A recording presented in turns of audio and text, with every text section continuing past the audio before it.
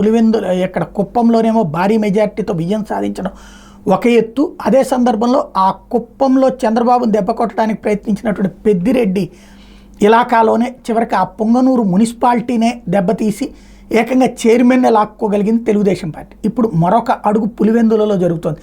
మొన్ననే అసలు జగన్కి ఓటమి భయాన్ని చూపించినటువంటిది ఏదన్నా ఉందంటే గ్రాడ్యుయేట్ ఎమ్మెల్సీ, పశ్చిమ గ్రాడ్యుయేట్ ఎమ్మెల్సీ, అందులో భూమిరెడ్డి రామ్ గోపాల్ రెడ్డి గెలవటం. ఆయన తెలుగుదేశం పార్టీ అభ్యర్థి కావడం చాలా సంచలనాత్మకమైనటువంటి పులివెందులకు సంబంధించిన వ్యక్తి. తను ఇప్పుడు పులివెందులలో పూర్తి స్థాయి ఆధిపత్యం ప్రదర్శించే ప్రయత్నం ప్రారంభించారు. పులివెందుల నియోజకవర్గం గండి దేవస్థాన ఏసీ ముకుందారెడ్డిని కమిషనరేట్కి సరెండర్ చేసి గండి ఇన్ఛార్జ్ ఏసీగా వెంకట సుబ్బయ్యని నెల్లూరు నుంచి తీసుకొచ్చి